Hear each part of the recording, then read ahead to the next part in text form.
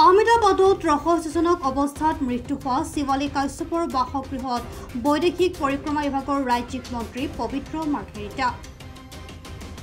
এজাহাৰ দাখিলৰ 10 দিনৰ পাছতো ব্যৱস্থা লোৱা নাই গুজৰাট আৰক্ষীয়ে। ৰাজ্য চৰকাৰৰ সহায়ৰ আহ্বান জনাইছিল শিৱালীৰ পৰিয়ালে। চৰকাৰলৈ সহায় বিচাৰি লিখিত পত্ৰ শিৱালীৰ পৰিয়ালৰ। পবিত্ৰ মাৰ্ঘেৰিটাৰ হাতত মুখ্যমন্ত্ৰীলৈ পত্ৰ শিৱালীৰ পিতৃ মাতৃৰ। পৰিয়ালটোক ন্যায় দিয়াৰ ক্ষেত্ৰত চৰকাৰে সহযোগিতা আগবঢ়োৱাৰ আশ্বাস মন্ত্ৰীজনৰ।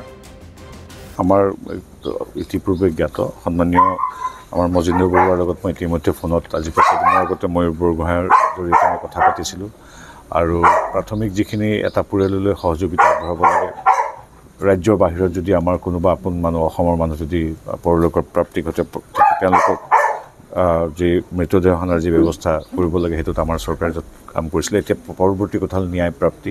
পৰিয়ালে যিদৰে কৈছে যে এইটো এটা অতি সন্দেহজনক, এটা কোনো ধৰণৰ তাত তেওঁলোকৰ কোনো বেলেগ কথা তেওঁলোকে শুনাই নাই। তেওঁলোকে কৈছে যে এইটো এটা হত্যাকাণ্ড, গতিকে তেখেতসকলৰ কথা প্ৰতি আমাৰ শ্ৰদ্ধা আছে।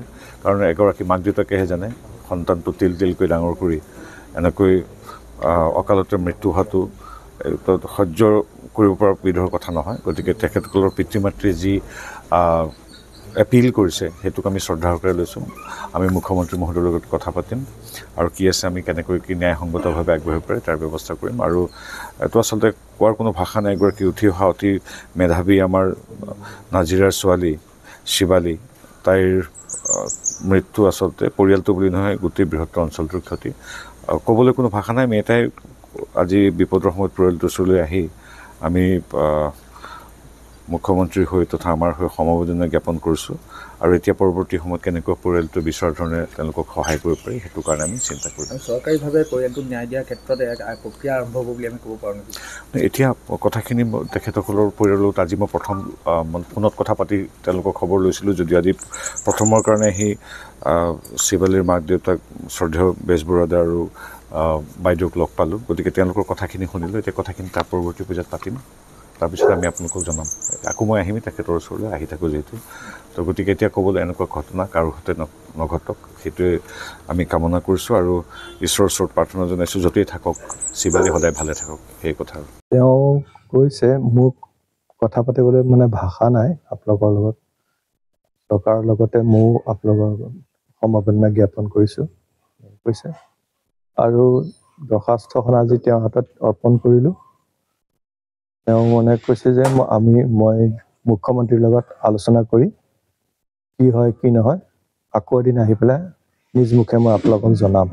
আপোনালোকে চৰকাৰলৈ আহ্বান কি জনাইছে? আমি চৰকাৰলৈ এইটোৱে আহ্বান জনাইছোঁ যে মোৰ ছোৱালীজনীয়ে এটা সুন্যায় পায়, উচিত ন্যায় দিবৰ বাবে মই চৰকাৰক আপোনালোকৰ যোগেদিয়ে হেৰি কৰিছোঁ। গুজৰাট আৰক্ষীৰ স্থিতি কি আছিল? গুজৰাট আৰক্ষীয়ে তেওঁলোকে কোনো ৰেছপণ্ডেই নকৰিলে আজিলৈকে।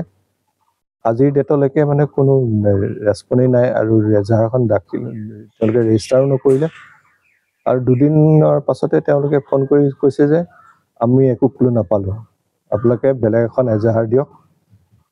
তেওঁলোককে সোধা হ'ল কি বুলি লিখা হ'ব, যে মেণ্টেল হেৰাছমেণ্ট কৰা হ'ল তাই। মেণ্টেল হেৰাছমেণ্টৰ ফলত তাই মানে সহিব নোৱাৰি পেলাই ওপৰৰ পৰা জঁপিয়াই দিছে বুলি আত্মহত্যা কৰিছে।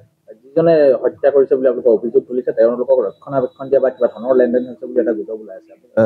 হয়, আমি মানে বেলেগৰ মুখৰ পৰা গম পাইছোঁ যে তেওঁলোকৰ মাজত মানে সৌৰভ পুৰোহিতৰ ফেমিলিৰ মাজত এটা মানে ধনৰ লেনদেন হৈছে আৰক্ষীৰ সৈতে।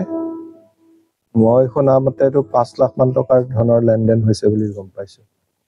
আৰু ডেড বডিটো অনাৰ পিছতেই সি এতিয়া তাক আৰক্ষীয়ে এৰি দিছে, মুক্ত আকাশৰ তলত একদম ঘূৰি ফুৰিছে। এতিয়া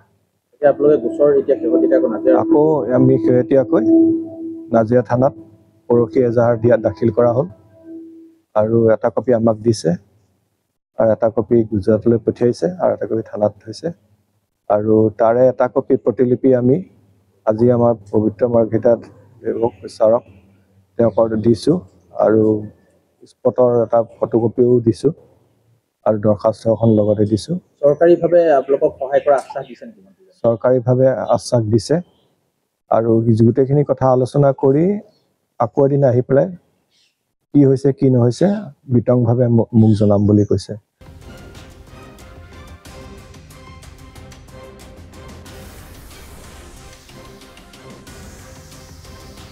নাজিৰাৰ পৰা জুলফিকাৰ আলীৰ ৰিপৰ্ট, প্ৰাত টাইম ডিজিটেল। অসমৰ সংবাদ জগতখনৰ বাবে এক সুখৰ খবৰ। আপোচবিহীন ৰাইজৰ কণ্ঠ সাপ্তাহিক কবচ পুনৰ এবাৰ অসমৰ ৰাইজৰ মাজলৈ। স্বত্বাধিকাৰী প্ৰণীতা কলিতাৰ দ্বাৰা প্ৰকাশিত আৰু আপোচবিহীন একাংশ নপুৰণি অভিজ্ঞতাপুষ্ট সাংবাদিকৰ দ্বাৰা প্ৰচাৰিত তথা eco printing press Guwahati Katabari গড়চুকত মুদ্ৰিত সাপ্তাহিক কবচ এতিয়া অসমৰ বিভিন্ন প্ৰান্তত উপলব্ধ।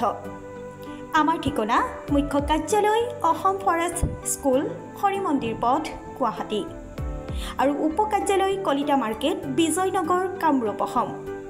মোবাইল নম্বৰ হৈছে 9435114666 7002472813।